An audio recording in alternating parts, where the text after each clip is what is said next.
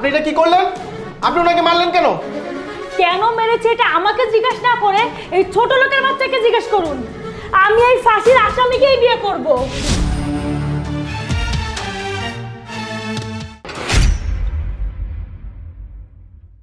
আচ্ছা সৈকত, আপনাকে একটা কথা জিজ্ঞাসা করি। এখন পর্যন্ত যতজন কয়েদি জেলখানায় এসেছেন তার পিছনে কোনো না কোনো কারণ ছিল।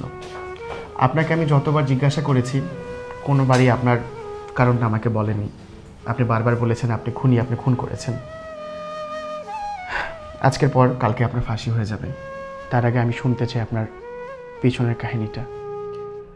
স্যার, রাইটটা পার হইলেই আমার ফাঁসি। একজন ফাঁসির আসামের পুরনো কথা শুনে আপনি কি করবেন? আমার পেছনে অনেক লম্বা কাহিনী, কইতে গেলে অনেক সময় লাগবে। আমার মতো গরিবের কথা শোনার মতো সময় কারো হাতে হইব না। কি স্যার, আপনার কাছে সময় আছে আমার এই কথাগুলো শোনার? হ্যাঁ, আমি শুনবো। আপনি বলেন আপনার কাহিনীটা, আমি শুনতে চাই। জানেন স্যার, সাধারণ রাত 10টা মানুষের মতো আমারও একটা স্বপ্ন আছিল। কই যাইতেছ তুমি? কই যাইতেছি মানে? আপনি কেডা? আপনি তো চিনতে পারলাম না। আমারে চিনো না? আমি তোমার বিয়া করাবো। ফাতেমা, আমার ভুলে গেছো? কি কইলেন? আপনি আমার বিয়ে করাবো? এই, আপনি আমি কবে বিয়ে করছি? এই তোমাদের মতো পোয়াগোই একটা সমস্যা। বিভিন্ন জায়গায় যাও, সুন্দর সুন্দর ফুরি দেখো, বিয়া করো, মজা লওয়া শেষ, আইয়া পড়ো। তারপর দেখা হইলে আমি তোমায় চিনি না। এই, এতক্ষণ তোর সাথে কিন্তু অনেক ভালো ব্যবহার করছি, আর কিন্তু ভালো ব্যবহার করুম না। এই তুই কি কইলি? আমি সারা জায়গায় বিয়া করে বেড়াই, হ্যাঁ? আর তুই কইলি তুই সুন্দর। এই, তোর কোন দিক দিয়ে সুন্দর? তোর আগা গোড়া কোনো কিছুই তো সুন্দর না। শোন, আমি গরিব হইতে পারি, কিন্তু তোর মতো একটা মায়ারে কোনোদিন বিয়া করবো না। এই তোর এই বকবকানি ভাল লাগতেছে না, সর আমার সামনে দিয়ে সর। শরীরে যাওয়ানোর লেগে তো আমি সামনে আইছি না? অনেক দিন সরাই রাখছো আমারে, কিন্তু আর না চান্দু। এখন আমার নিয়ে তোমার সংসার করন লাগবো, কারণ আমি তোমার বিয়া করাবো। এই মাইয়া, আমি যে তোরে বিয়া করছি তার কোনো প্রমাণ আছে? প্রমাণ চাইলাই নিগোস না, প্রমাণ লাগে না, মুখের কথা এইসব। আমি কইছি না আমি তোমার বউ, তুমি আমার স্বামী, ওটাই হাসা। মেজাজটা কিন্তু গরম হয়ে যাইতেছে। এই, তুই কি সামনে দিয়ে যাবি নাকি একটা কিছু কইরা ফেলামু? ও হুনুকা, তোমার কিছু করা লাগতো না, যা করার আমি করলাম। তুমি যদি আমার কথা না মানো, জানো তো আমি সেটা করতে পারি। এলাকার সকল মানুষকে ডাক দিব, আর একটা ফুরি মানুষ যদি ডাক দে 20টা বেটা দৌড়াই আসবো, তো বুঝোই তো 20টা বেজা দৌড়াই আসলে কি হইব তোমার। হ্যাঁ, 20টা বেজার ফিটনা নিতে তুমি খাইতে পারো, তারপর বুঝবা।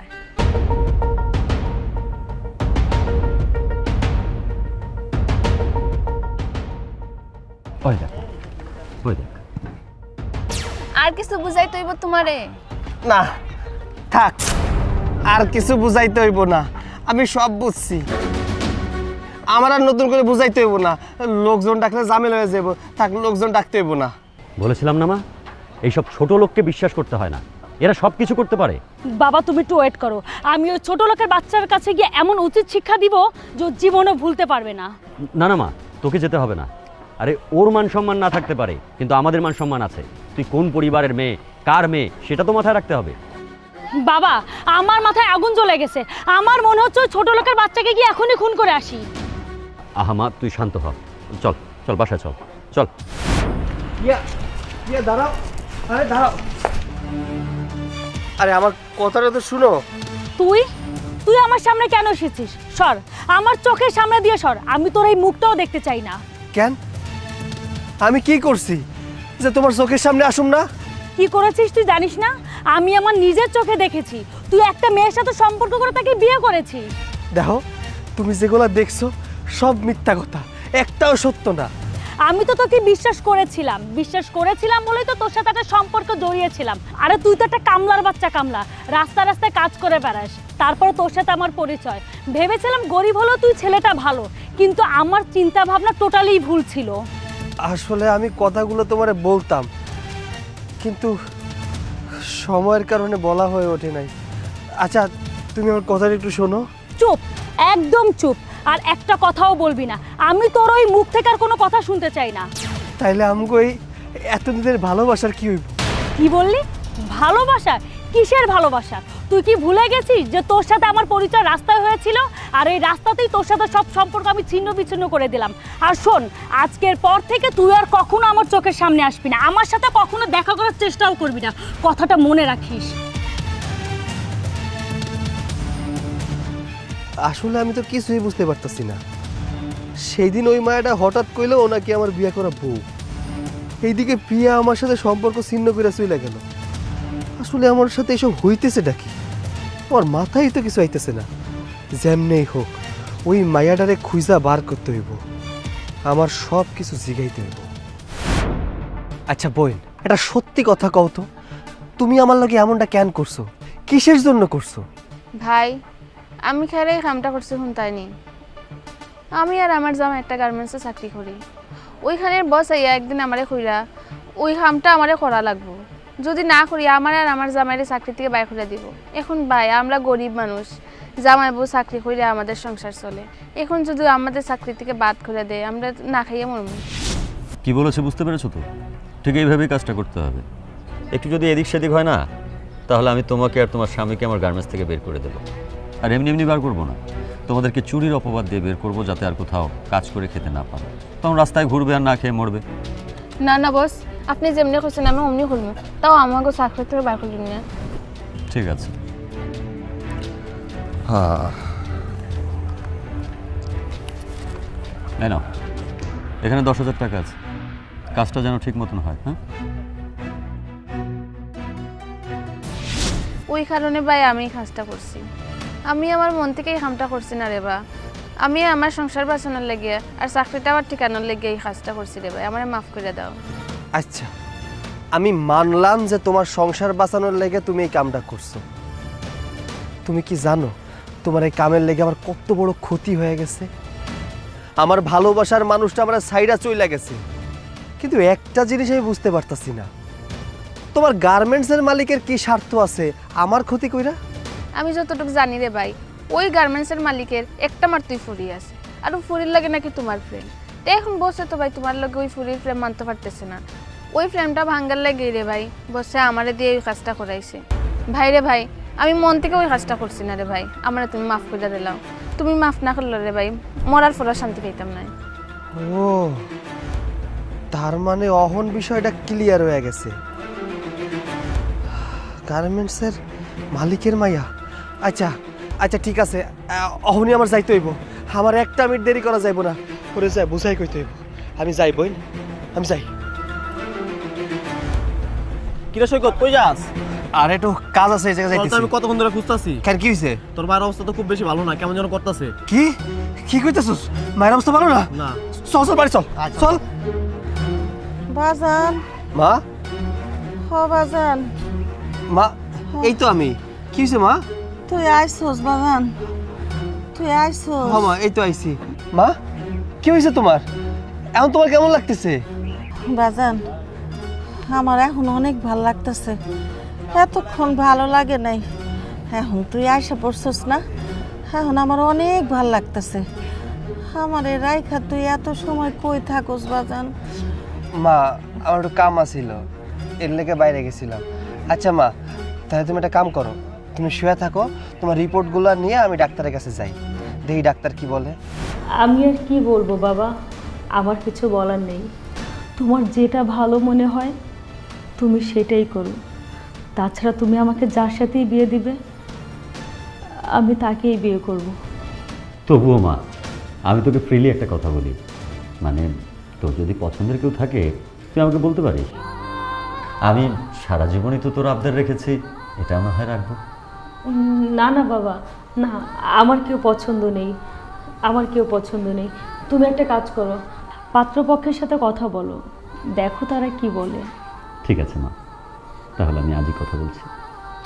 কি আর বলবো, আমি এখনো বুঝতে পারছি না আপনার মাকে আপনি এখনো বাসায় কিভাবে রাখছেন। ওনার অবস্থা তো খুবই খারাপ, ইমিডিয়েট তো অপারেশন করতে হবে। তাহলে ডাক্তার সাহেব বসে আছেন কেন? অপারেশন কইরা ফালান। তা তো আমরা করবোই, টাকা পয়সা কি রেডি আছে? রেডি থাকে বলুন, আজই আমরা ওনার অপারেশন করে ফেলি। ডাক্তার সাহেব, কত টাকা খরচ হইতে পারে? আপনার মায়ের যা অবস্থা দেখে তো মনে হচ্ছে কমসে কম 1 লক্ষ টাকা লেগে যাবে।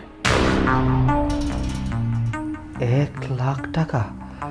ডাক্তার সাহেব, আপনি এসব কি কইতেছেন? 1,00,000 টাকা আমি কই পাবো? হ্যাঁ, 1,00,000 টাকাই লাগবে। আপনি আর দেরি করবেন না। যদি আপনি আপনার মাকে ভালোবাসেন, আপনার মাকে বাঁচাতে চান, টাকাটা জোগাড় করুন।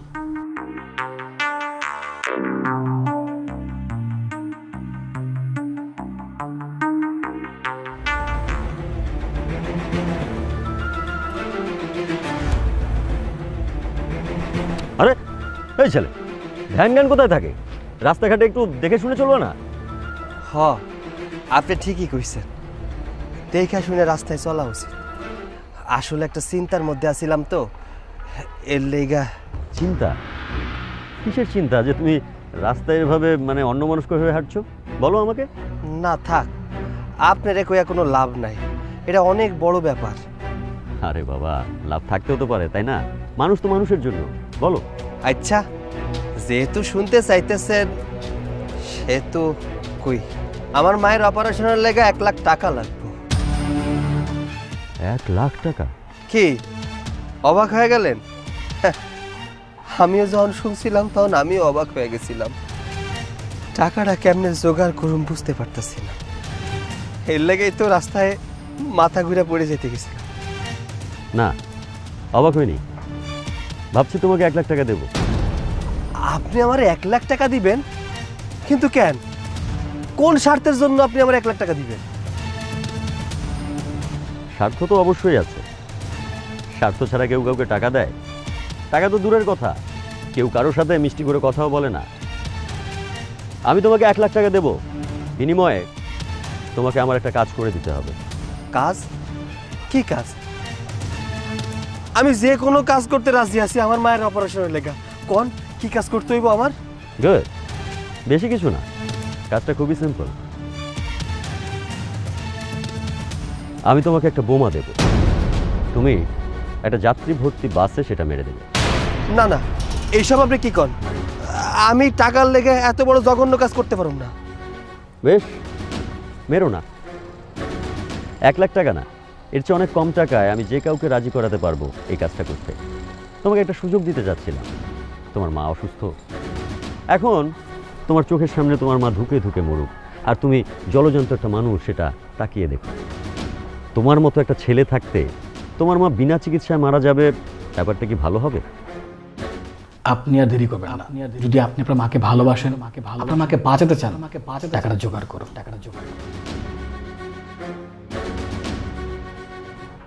ঠিক আছে, আমি আপনার কথায় রাজি। That's good. নাও 1,00,000 টাকা।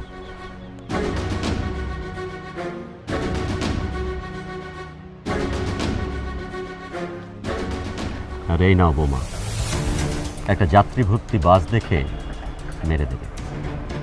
আর শোনো, না মেরে তুমি যদি বলো যে হ্যাঁ বোমা মেরে দিয়েছি, তাহলে আমি কিন্তু ঠিকই বুঝতে পারবো, কারণ আমার লোক তোমার উপর নজর রাখবে।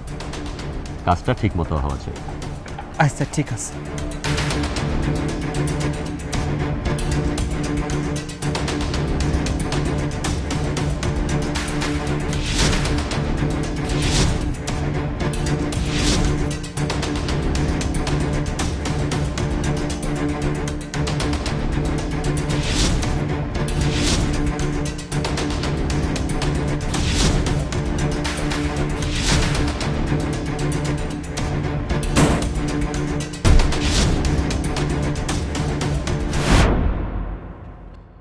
মা,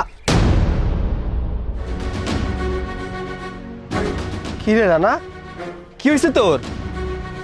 তুই কাঁদতাছিস কেন? আর মা মা এমনি করে শুয়ে আছে কেন? কি হয়েছে? কথা কস না কেন? আমার মা কথা কয় না কেন? মা মা মা কি হয়েছে? রানা কথা কস না কেন? কি হয়েছে আমার মা? আন্টি আর আমাদের মাঝে নাই রে। হঠাৎ করে আন্টির যন্ত্রণা অনেক বাইরে যায় রে। তোর অনেক জায়গায় খোঁজাখুঁজি করছি, কোথাও পাই নেই গা। পরে আমি আন্টি নিয়ে হসপিটালে যাই।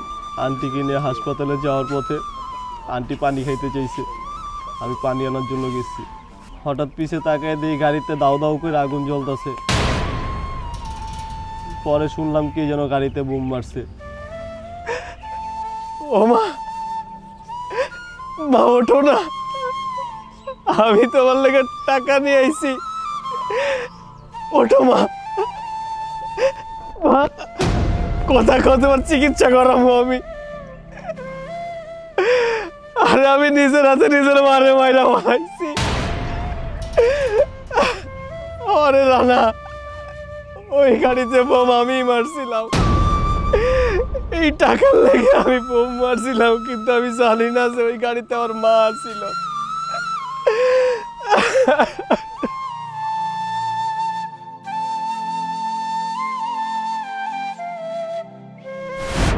অহন তো বুঝতে পারছেন স্যার, আমি কেন চুপ করে আসছিলাম? আমি শুধু আমার মায়ের খুন করি নাই, আমার মায়ের বাঁচাইতে যাইয়া হাজারো মার বুক আমি খালি করছি। আমি মনে করি আমার ফাঁসি হওয়া দরকার, আমার ফাঁসি হওয়া দরকার, আমার ফাঁসি হওয়া দরকার। সবই বুঝলাম। তারপরেও প্রত্যেক কয়েদির একটা শেষ ইচ্ছা থাকে, কিছু খাওয়া, পছন্দের কাউকে দেখা। আপনার যদি শেষ কোনো ইচ্ছা থাকে আমাদেরকে বলতে পারেন, আমরা আমাদের সাধ্যমতো চেষ্টা করব। আছে স্যার, আমার একটা ইচ্ছা আছে, শেষবারের মতো আমি একটা মানুষের লগে দেখা করতে চাই। আমার একটা মানুষের লগে দেখা করার খুব ইচ্ছা, একবার শেষবারের মতো একবার দেখতে চাই আমি। অবশ্যই করব।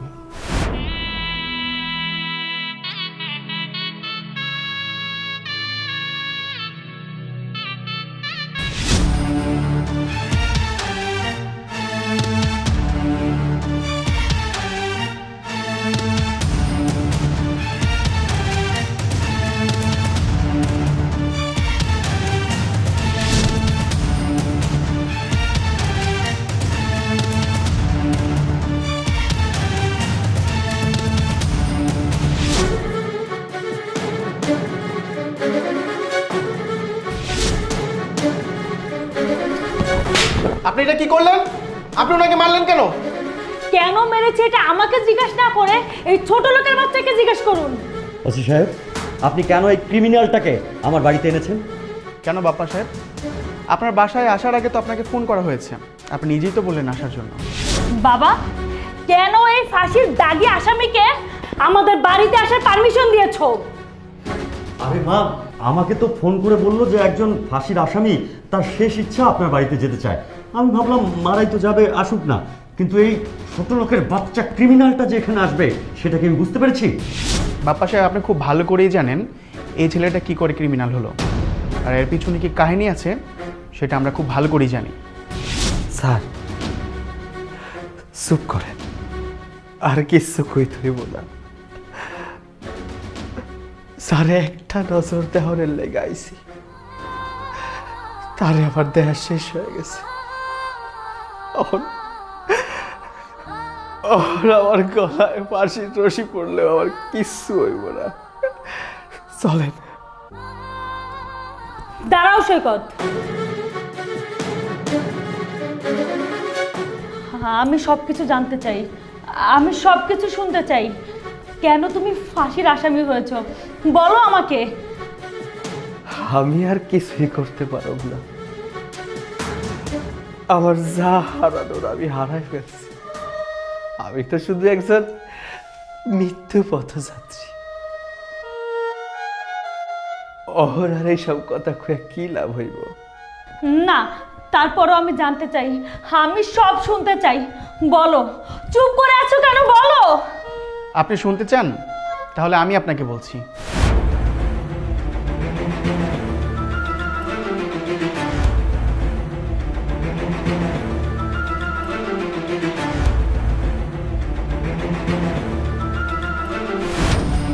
বাবা, তোমার মন মানসিকতা এত নীচ, এত জঘন্য, তুমি কেন এই কাজটা তুমি করেছো বলো, কেন করেছো?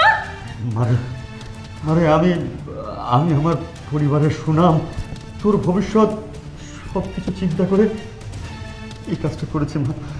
তুমি নিজের মান সম্মানের কথা ভেবে, তোমার মেয়ের সুখের কথা ভেবে একটা মানুষের জীবন নিয়ে খেলা করেছো? বাবা তুমি আমার জীবন নিয়ে খেলা করেছো, তুমি সৈকতের জীবন নিয়ে খেলা করেছো। তাছাড়া তোমারই কারণে সৈকতের মা মারা গিয়েছে। দেখুন বাপ্পা সাহেব, শুধুমাত্র সৈকতের মুখের কথা শুনে আপনাকে কিছুই বললাম না। আমাদের কাছে যদি যথাযথ প্রমাণ থাকতো, আজকে এই ফাঁসির কাঠগড়ায় আপনি থাকতেন। থাক স্যার, আপনি চুপ করেন, আর কোনো কথা কইবার চাই না, চলেন। দাঁড়াও সৈকত, আমাকে তোমার সাথে নিয়ে চলো। মামুনি, মামুনি তুই কি বলছিস? তুই এই ফাঁসির আসামিটার সাথে যাবি মানে? আমি তো কিছু বুঝতে পারছি না। চুপ থাকুন বাপ্পা সাহেব, আর একটা কথাও বলবেন না। আমার আপনাকে বাবা বলতে ঘৃণা লাগছে। আপনি কি মানুষ নাকি মানুষ রূপের জানোয়ার? আপনি আপনার মেয়ের সুখের জন্য এই গরিব অসহায় ছেলের হাতে আমাকে তুলে দেননি, কিন্তু আজ আমি আপনাকে স্পষ্টভাবে একটা কথা বলে দিচ্ছি, আমি এই ফাঁসির আসামিকেই বিয়ে করব।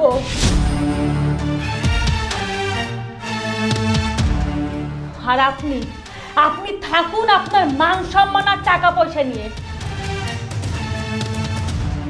ওসি সাহেব, আমাদের দুজনকে কি একসাথে ফাঁসি দেওয়া যায় না? মানে আমি বলতে চাচ্ছিলাম, সৈকতকার আমাকে কি একসাথে ফাঁসি দেওয়া যাবে? না, যাবে না। আর আপনাকে কেনই বা ফাঁসি দিতে যাব? আপনি তো কোনো অপরাধ করেননি। যে অপরাধ করেছে তাকে ফাঁসিতে ঝুলাবো। তার মানে কোনো অপরাধ না করলে আমাদের দুজনকে একসাথে ফাঁসি দিবেন না, তাই না? অপরাধ অপরাধ